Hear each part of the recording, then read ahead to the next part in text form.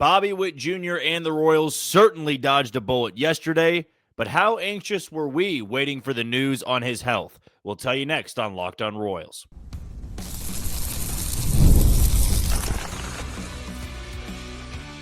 You are Locked On Royals, your daily Kansas City Royals podcast. Part of the Locked On Podcast Network, your team every day. You are tuned in to another edition of Locked On Royals and the Locked On Podcast Network. As always, I'm your host, Jack Johnson, and you can find me on Twitter or X at JohnnyJ_15. That's at JOHNYJ_15. And as you know, you can always listen to us on wherever you get your podcasts. That can be Spotify, Apple Podcast, Amazon Music, Google Podcast, Odyssey, and YouTube. Just be sure to hit that follow button and subscribe. Today's show is brought to you by Monarch Money. Take control of your finances with Monarch Money. Use code LOCKEDONMLB at monarchmoney.com for 50% off your first year.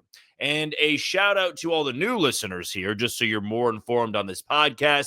We bring you 5 episodes a week. We try to bring you the best possible content out there. We head out to Kauffman Stadium numerous times throughout the year, get interviews, get audio for you. We talk about it here. We recap every single game throughout the season. And even in the offseason, we still will be bringing you 5 episodes until about December, which is when we jump back to 3 episodes. But pretty much anytime you click on us, we're talking about current day Royals stuff, unless we have a fun segment or two where we look back on the past and some of those fond memories. But if you need my credentials, I work here in Kansas City over at Sports Radio 810 WHB, do lots of stuff over there. But when it comes to this podcast, when you click on this link, you know that you're going to be getting 30 straight minutes of Royals baseball. And did every Royals fan yesterday have a small heart attack when the news had broke that Bobby Witt Jr. had been hit on the hand and wrist at a spring training game and immediately exited? It was a tweet from Annie Rogers, covers the team for MLB.com, and I know I had a mini heart attack. Because during spring training, when you don't have the access to watching every single game and you might not always be listening to the radio broadcast, it kind of sends you into a spiral because you don't really know what the official word will be until the Royals put it out there, which eventually they did. And then Vinnie Pasquantino had some fun with it a little bit later on. However, in this game against Seattle, Bobby Witt Jr. is facing the Mariners closer and Andres Munoz. So it wasn't that there was some double-A guy who's got no control. This is somebody who has been a prominent big leaguer and a good one at that, throwing against Bobby Witt Jr. and also one of the hardest throwers in the game. And that's what sent the chill down my spine, was knowing that with the velocity that Munoz has in that right arm of his, if that hits a bone, if that hits your hand or your wrist, I would say it is well over 50% that you have a fracture there. The severity of that fracture, that's what the Royals were eventually going to tell us if that was the case. I go back to last year when the Royals were in LA against the Dodgers, and it was Dan Altavilla that had hit Mookie Betts on the hand. And Mookie Betts was sidelined for quite a while. And a lot of Dodgers fans did not like the Royals from that point on because they had somebody in the game that was throwing erratically. And here's my official take on it. Because I know there's angry fans out there. There's also former ball players that say, look, it happens. A ball can slip. Maybe it's the moisture. Maybe you don't have the best command on that day. It happens. It's the human part of the game. I am one of those people that believes, yes, that 9 out of 10 times there is no intent. It's very obvious in baseball when there's an intent to hit a batter, and yesterday obviously was not one of those scenarios. Bobby Witt Jr. was not plunked because he's an MVP candidate, and this is one way for the Mariners, another American League team, to knock the Royals out of the race. It's not that at all. But when I watch somebody like Andres Munoz go out there on the mound and you have a pitch miss that badly, it does make you frustrated because you're going, this is a spring training game. There should never be a time an established closer like you has a pitch that erratic. And again, I understand it happens, but maybe my take on it is you should be understanding if the other team is pretty pissed off that happened. In the same way that when Bobby Witt Jr. was going for the cycle last year against Arizona, And when he had the opportunity to do so in his final at bat, they plunk him, or his second to last at bat. They plunk him on the first pitch. And the Royals were rightfully furious with it. Salvador Perez was hot. The entire Royals dugout was hot. Matt Quatrero was pissed off. And then you had Lovello come out and say, no, we're not doing that. You would be dumb to think that we're going to hit him intentionally. And whether it was intentional or not, that's going to ruffle the feathers whenever you hit the best player on the team and you hit him in a dangerous spot like that. Now, for an hour and a half, maybe not even an hour and a half, maybe an hour, we were under the assumption it was the hand and wrist. Then the Royals put out there, it's the forearm. And for me, that's when my mini heart attack stopped. And I was able to take a big exhale and realize that it was going to be fine, that he was not going to miss any significant time. And as I said, Vinnie Pasquantino had some fun with it, because when the Royals posted that and everybody's rejoicing that it's not as bad as maybe some people out there thought it would be, Bobby Witt Jr. responds to it with the praying hands and basically telling everybody, hey, I'm going to be fine. You don't need to worry about it. And Vinnie Pasquantino posts a picture of Bobby tweeting that and saying, he's tweeting that with his left hand, which was the one that got hit in the game. So having fun with that. It made every Royals fan feel better. By the way, Vinnie Pasquantino is one of the best in baseball with his social media work.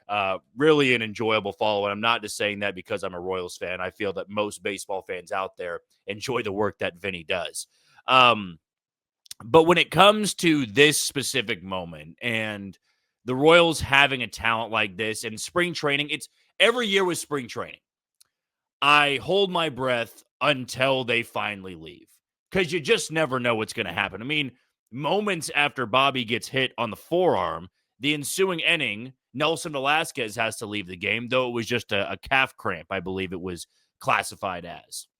But spring training is meaningless to a lot of players out there. They know the stats don't mean much. It's just exhibition. It's to get you in game shape. So maybe not totally meaningless. But as a fan, like once you get past game 5, 6, and 7, and you're seeing the same stuff over and over again, different lineups, you can't fall for everything in spring training. You just want it to be done. In fact, last year I said that, and we had a commenter go, well, I don't know what you're talking about. I love every bit of baseball, and I'm going to take it as much as I can. And I still do the same thing. I follow along every single spring training game, see if there's any good segment that comes out of it.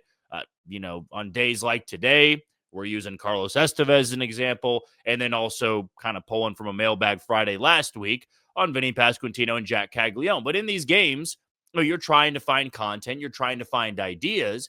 But even me, a diehard baseball fan that covers this team, watches every pitch, spring training does get to that point where you go, I'm done. I'm good. I just want to see the regular season now. And it's not that it's just because those games count. It's that you have the fear of injuries happening right before the season.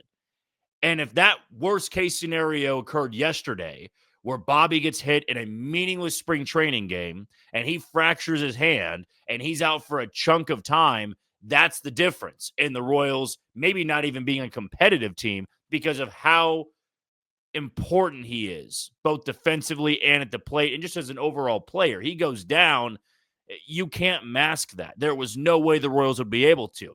And so we're not going to be spending a bunch of time on hypotheticals of, oh, what if he did get hurt? Because he did. I don't need to go in circles and tell you how bad it would be for the team if he had missed an extended period of time. But again, my take on it, and especially in a spring training game, if you hit somebody as prominent as Bobby Witt Jr., you hit Aaron Judge, intentional or not intentional, which yesterday for Munoz, it was not intentional. You got to understand if the other side's pretty pissed off. And I'll end it with this point, because I want to give credit to those that were at the game yesterday.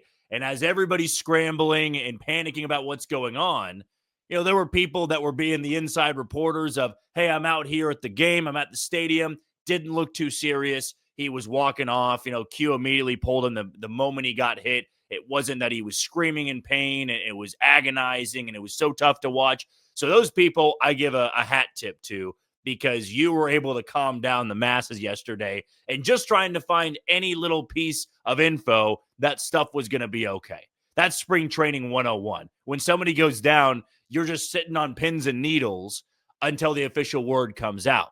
And then I got word that on the broadcast, I wasn't listening at the time. I was still at work. But Ryan Lefevre and Steve Stewart, Jake Eisenberg, I can't remember who all was on the call there, but they didn't seem too concerned.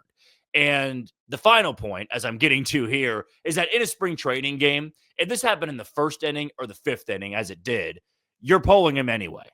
You're not having him go down to first base and gut it out while that forearm is swelling and bruising. No, this game is not that important. Let's go get you checked out immediately, which makes a lot of sense. When he got hit on the forearm and he goes down to a knee, Q says, get somebody else in here. We're taking him right in to get x-rays. We're taking him right in to get him all bandaged up and taken care of. We're not messing around with that. And that's maybe what a lot of us should have done in the moment is before we start panicking and running around screaming with our hands in the air, we can just try to find more information, because I would say 70 to 75% of the time when somebody gets hit, especially at starter, they're coming out of the game. If you get hit on the knee, and even if it's just a stinger, or you get hit on the elbow, hey, they're good. And that was his second or third at bat. It wasn't the first at bat he had in the game in the top of the first where, hey, maybe you can gut this out. And even then, I don't believe they would have had him gut it out. But when he goes down to a knee, it was a 96-mile-an-hour sinker that ran up and in, hit him in the forearm. You take him out. The Royals, per Bob Fesco over on 96.5, The Fan, had said that the Royals expect him back in the next 4 to 6 days, I want to say it was. People can correct me if I'm wrong on that. But opening day, he'll be there. He'll be healthy. And Bobby even said that if this was opening day or October, you wouldn't have to worry about it. I would be playing. And that shows the type of toughness he has. I'm sure he's not feeling great. That thing has to be sore and bruised. And for Andres Munoz, don't ever do that again. If you're going to miss with a pitch, let it be a curveball or a changeup or something that hits the butt or hits the thigh of a hitter where it's just a little bit of bruising. Don't come up and in and nearly hit somebody on the wrist or the hand, because that can be detrimental to a player's season, especially for a guy like Bobby Witt Jr., who's trying to go for his first MVP award in 2025. Okay, we're going to take our first break of the show. When we come back, one guy we haven't had a chance to see throw in a live game yet is Carlos Estevez, one of the biggest free agent signings for the Royals this offseason. He's slated to throw tomorrow. What can we make of it, and how big of an impact can he be for the Royals early on in the season?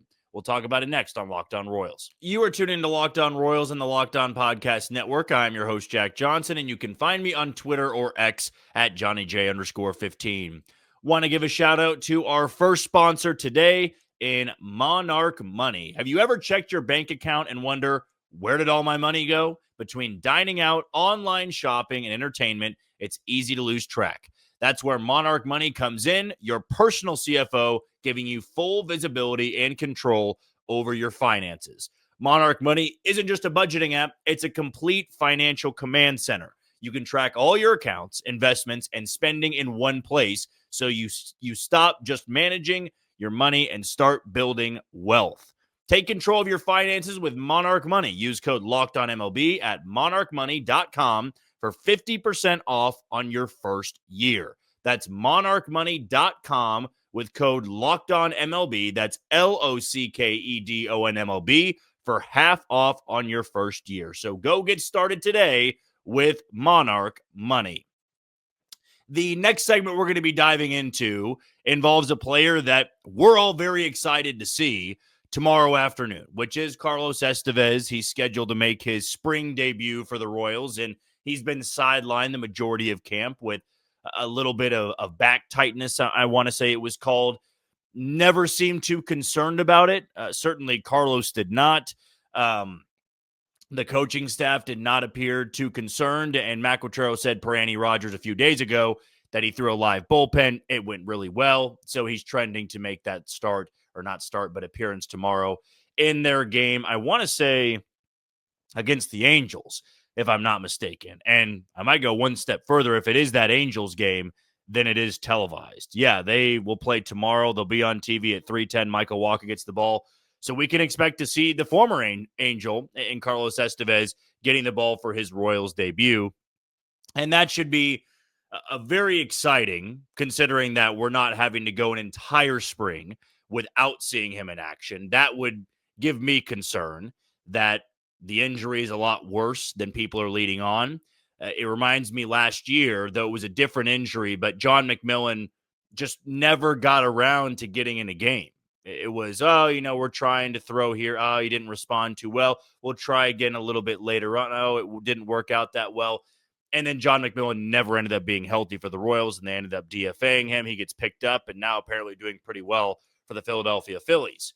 Carlos Hernandez was not healthy last spring, and that was something that I believe impacted him not only making the roster, but once he started out in Omaha, things just weren't going as well. And so it does bring up the question for a veteran and a good veteran like Estevez, how much of spring training do you really need? How important is it to get an entire month in? He's a reliever. It's not that he's a starter. He needs to build up, because if he was a starter, you're probably not beginning the year in the rotation, or maybe they just leave you down in surprise to finish out a few more bullpens, get your arm built up. Then you can join the team at the big league level and go from there. But being a one-inning guy, being a closer, as we all know, it's easier to build up that arm. And there has not been any report out there that in these bullpens, the velocity's been down. And I would tell you this, if the velocity was down, they would not say that he responded very well to the live bullpen session. And tomorrow we'll get our first true look at Carlos Estevez pitching in a Royals uniform. As I mentioned, it's going to be televised. So you'll get the Royals broadcasting crew, and I'm sure they'll have plenty to say on Carlos Estevez. Now it brings me to my point of what can he provide the Royals early on?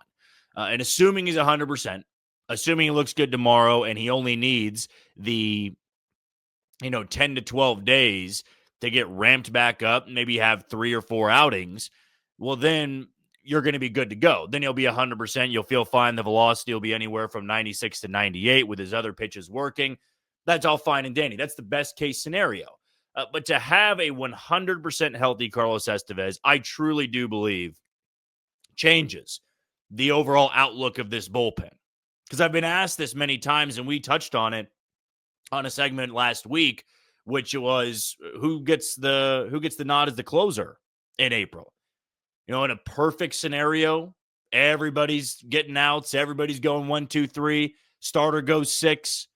What are the final 9 outs going to look like? And I said back then, and I do hold true to this statement, that it would be lined up for Lucas Erceg. If you went to Harvey in the 7th, and Harvey's had a good spring, by the way, probably just healthier.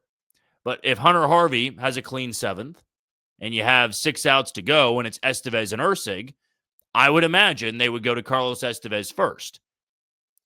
Is there going to be, 50 situations like that over the course of the season? Likely not. There's not going to be that time where your starter shoves for 6 and your bullpen goes 9 up, 9 down. You never have to worry about it. You would hope that happens 20 times this year. The reality is, though, guys have those bumps along the way. There will be outings in which Hunter Harvey can't get out of the 7th, and you got to use Lucas Erceg there to get the final out in the 7th, get all 3 in the 8th, which lines it up for Carlos Estevez in the 9th. And that's where I'm at. Because if he's not healthy and he comes out there, and even though, there was no concern in camp and we're good to go, and he goes out there and what happened to Hunter Harvey happens to him, which it was a back problem as well. And I want to make sure it was a back problem, so I'm not getting too off base here. But if you have that and the ERA skyrockets, and then confidence could maybe be a problem, and you have the fan base turning on him a little bit, that can be unfortunate. Carlos Estevez is making a lot of money. And if you're not healthy, that's something where you are maybe not going to let the coaching staff know. They might be able to tell themselves. But with Hunter Harvey, we really didn't know he was injured until it came out that he was injured. And then when I talked to him down in Surprise, it was something he had been dealing with and trying to pitch through. James McArthur, same exact thing. So to have a healthy, and by the way, it was back tightness. So I'm glad I did not say, elbow tightness or shoulder fatigue, and then all of a sudden it was back tightness, or I said it was back tightness and it was something completely different. But to have him at 100%, it allows you to put Lucas Erceg in that fireman's role. It allows you to have more wiggle room with some of these other guys. You can use Erceg in the 6th or 7th if you need, and there are guys that can get outs in the final 2 innings. And there might be times that Carlos Estevez can even go, for a 6-out save, assuming that he doesn't throw too many pitches. He has that capability, and that automatically makes your bullpen stronger. Now, on the flip side, if he's not healthy, and there's an IL stint, or maybe he doesn't break camp with the team because this flares back up for him, well, now you could be looking at it as, this bullpen's still fine. It's better than it was at the beginning of last year, but somebody else is going to have to step up other than Lucas Erceg. I mean, John Schreiber did it a lot last year. Angel Serpa can. Daniel Lynch can. But you paid Carlos Estevez a lot of money to be your guy in the back end of the bullpen. A flamethrower, somebody that was great for the Phillies, and the Phillies had a struggling bullpen when they acquired him from the Angels. Now the Royals have him for 2 years. They expect him to be a big part of that bullpen. They have shown no signs of being concerned with him and this back tightness. Estevez appears ready to go. We'll get to see him tomorrow on a live televised broadcast between the Royals and the Angels, facing his former team. Hopefully that velo looks good. Hopefully it's a clean inning and there's no setbacks for him, because having him in the back end of the bullpen, that changes everything for this pitching staff. I know it's one guy here, but it allows you to move your best reliever into more of a valuable role, whereas if you're not healthy, that guy now has to be in the 9th inning, and somebody else who maybe hasn't done it before has to be that guy to bridge the gap. Okay, we're going to take our final break of the show. When we come back, I've been getting asked this about Vinnie Pasquantino when it comes to Jack Caglianone and playing first base. I can tell you with honesty that just because Jack Caglianone is going to be a fast riser in the system, it does not mean they have to make a decision on Vinnie Pasquantino in terms of trading him away or maybe not giving him an extension. I'll tell you why next on Locked On Royals. You are tuned into Locked On Royals and the Locked On Podcast Network. I'm your host, Jack Johnson, and you can find me on Twitter or X at JohnnyJ_15. Want to give a shout out to our final sponsor today in Wonderful Pistachios. Looking for a snack that's both delicious and nutritious? Crack into a good source of protein with Wonderful Pistachios. Wonderful Pistachios is one of the highest protein nuts, and each 1 ounce serving has 6 grams of protein, giving you over 10% of your daily value. Plus, they're packed with fiber and better for you unsaturated fats to help you keep you feeling fuller longer. So get snackin' and get crackin' with the snack that packs a protein punch. Visit wonderfulpistachios.com to learn more. Again, that is wonderfulpistachios.com to get that snack that keeps you feeling fuller longer. And lastly, for our final segment, we're going to have to talk about Jack Caglianone. It feels like every other day of the week. He is the hottest commodity down in Surprise, Arizona. Royals fans are probably already customizing jerseys and buying them wherever you get those. Maybe just the MLB shop online, or you go to Shields up here and go and get the number 14 and Caglianone stitched on a white Royals jersey or a powder blue jersey. And since he's that hot commodity, he constantly comes up in segments. And here's another one I'm about to bring you. And it comes to first base and why I believe there are too many people out there that are concerned with how the Royals are going to operate first base when Cags gets up to the big leagues. Because Vinnie is not a elite defensive first baseman. He can't play anywhere else. And Jack Caglianone at Florida was known to be a good defender over at first base, though maybe you could poke holes in that and say it's college ball. It's not the same at the big leagues. The hot corner in Kansas City has been a position that maybe has not really valued great defense over there. When Hosmer was there, before analytics and everything, he was seen as one of the better defensive first basemen in all of baseball, hence the Gold Glove Awards. And then once he left Kansas City, analytics became a big deal. He was seen as not a very good defensive first baseman. And they have thrown Hunter Dozier over there before, Ryan O'Hearn, Lucas Duda, Frank Schwindel. There had been guys that went over there and they were not very good defensively, and at times they were absolute liabilities. I do believe Vinnie Pasquantino can handle a spot. He can go into the splits and dig out some balls, and he can be acrobatic over there. I believe he's gotten a really good feel for the spot. So my decision to keep Vinnie at first base is not because I believe he's an extraordinary first baseman. I believe he's got the experience there. And unless Jack Caglianone, once he gets to Kansas City, proves I am so much more elite and so much beyond that level of first base play, then I'm not making that move. If he's as good as Vinnie Pasquantino, then you can trade off. But see, here's where you run into a bit of a problem. And it's not that you need to make a decision on keeping Vinnie or not. He can't play the outfield, speaking of Vinnie. Caglianone could. He's more athletic. His arm could play well over there. And it brings me to another point where he's got this arm that can pump in a 99-mile-an-hour fastball. You put it over there at first base, you're not using that arm a whole bunch. And if he proves in AA and AAA, I can handle right field, I can handle left field, I'm athletic enough to run things down. I'm not asking for him to be Joey Gallo and be this gold glover in center field. But if you can handle position, pick it up quickly, as well as hit really well, he's going to be in Kansas City this year. He's just going to be able to do that.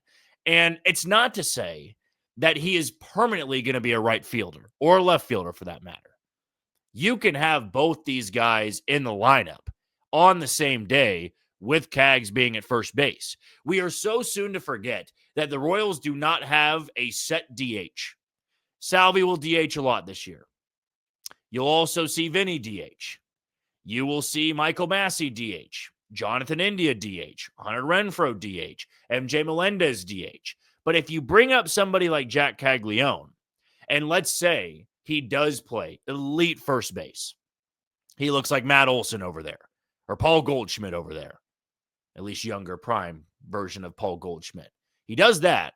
All right, then Vinnie does become the DH.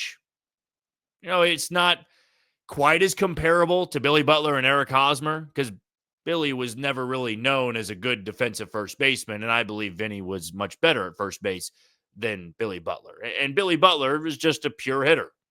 He's going to DH for 155, 160 games. And as long as Hosmer's healthy, Hosmer's going to play first base. It could result in that where Jack Caglianone is playing 90% of his games at first base and the other 10% in the outfield. And those 10% of the games where he's in right field, Vinny's at first base. But I've been getting these questions of, well, since Jack Caglianone's making his way, should they trade Vinny? The only way they would trade Vinny, and I'm far more on the side of I believe they are going to extend him rather than trade him. He is a consistent player, and even though all 3 of his years at the big league level have had some form of an injury that kept him out, last year I don't count. When there's a crazy play that happened in Houston, Lucas Ursig tries to barehand a comebacker, then he scrambles to get it, throws wildly. That was unfortunately on Lucas Ursig, and it cost Vinny multiple games. He lets that go. It's a double play ball. They're out of the inning, and Vinny doesn't get hurt. And they all knew that. And you're not going to pile on Lucas Ursig, but I'm also not going to sit there and say, oh, he's injury prone. That was a freak play. The 2 previous years, yes, you had the labrum injury, and I think it actually stemmed from his rookie season when he did hurt his shoulder in a game in Minnesota, I want to say, is when I first saw it. He took a swing, kind of held it. That's when I had initially seen some form of discomfort in that. But with Vinny, the reason I say that is you don't need to make any rush decision. And with a trade happening, it would have to be a pretty big deal that would help the Royals get over the edge, right? When there were those rumors of discussion involving Jesus Luzardo and Vinny, we don't know who turned it down, who said, yeah, we're not doing that. It might have been the Marlins at the time. It might have been the Royals. But since that deal didn't happen, clearly, there was just, that's either where the Royals were shooting for, or the Royals were saying, no, we're not giving Miami Vinnie Pasquantino. He's too valuable. And I believe not just player-wise, but clubhouse-wise, he's somebody everybody gravitates to. And he's a good player. He's a good first baseman, and he's kind of one of those faces of the organization. It would take a lot to move him, and I don't see the Royals doing that. I see the Royals giving him an extension, and when Cags gets up here, if he has to start his career playing in right field, so be it. Vinnie Pasquantino's bat is still good enough to play every day in that lineup. And if Cags proves that he's a better defensive first baseman, all right, you can still keep him in that lineup. He'll just be DHing a hell of a lot more than he was in his first couple years in the big leagues. Okay, that's going to do it for another edition of Locked On Royals and the Locked On Podcast Network. I've been your host, Jack Johnson. Thank you for making Locked On Royals your first listen today. For your second, check out Locked On Fantasy Baseball with hosts Dominic Martino and Matthew Ane. MLB Fantasy Draft season is here. Be the most informed fan and set yourself up for a league win. Find Locked On Podcasts on YouTube or wherever you listen to your podcast. Tomorrow, we are going to do a Mailbag Friday. I've already gotten a ton on YouTube, so if you want to leave them below this video, feel free to do so. If you want to reach out to me on Twitter, feel free to do that as well at JohnnyJ_15. But until tomorrow's episode, you take it easy, Kansas City.